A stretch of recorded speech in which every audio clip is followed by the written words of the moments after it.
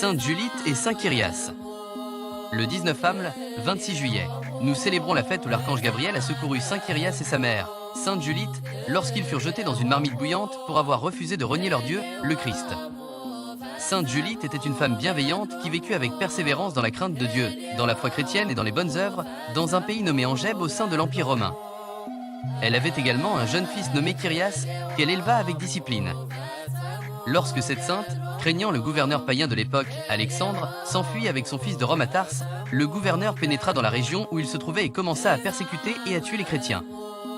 Les soldats du roi menacèrent alors Sainte Julite et Saint Kyrias de renoncer à Dieu et d'adorer les idoles. Cependant, les saints ne furent pas disposés à changer leur foi. Furieux, le gouverneur les tourmenta avec de nombreux instruments. Il leur versa du sel et de la moutarde dans les yeux et le nez, les transperça de clous de fer incandescents et blessa leur corps entier. Mais Dieu refroidissait pour les faire brûlants comme de l'eau et allégeait leur souffrance. Une autre fois, après que le roi les eut ligotés avec des cordes, il les fit écorcher le crâne et les brûla dans le feu.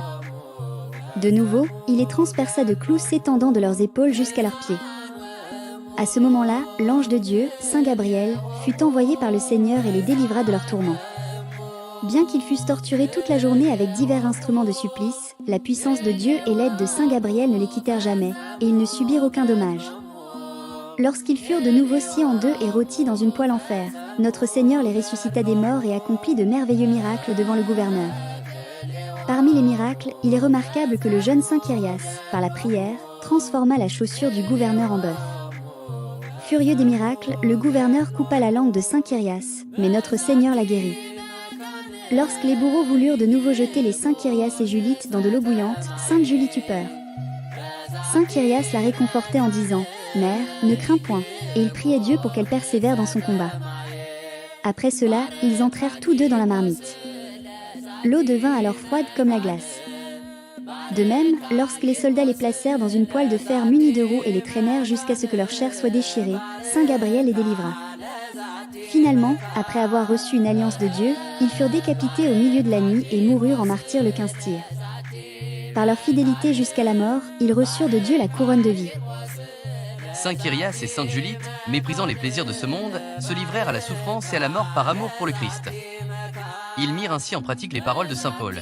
Car je suis persuadé que ni la mort, ni la vie, ni les anges, ni les dominations, ni les choses présentes, ni les choses à venir, ni les puissances, ni la hauteur, ni la profondeur, ni aucune autre créature ne pourra nous séparer de l'amour de Dieu manifesté en Jésus-Christ notre Seigneur.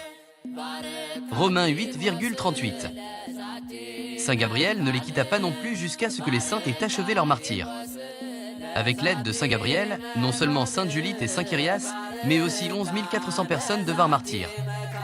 Lorsque nous subissons des épreuves à cause de notre foi, tout comme le courageux enfant Saint Kyrias consola sa mère en lui disant « Mère, ne crains point » et lui permit de persévérer dans la souffrance et d'atteindre le martyre, nous devrions aussi endurer les souffrances que nous rencontrons dans ce monde et rester fermes dans notre foi jusqu'à la mort, en nous encourageant mutuellement et en disant « Courage !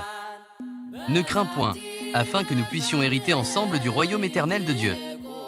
Car le christianisme n'est pas un chemin vers la justice pour les individus seuls, mais une porte de salut par laquelle nous sommes récompensés ensemble.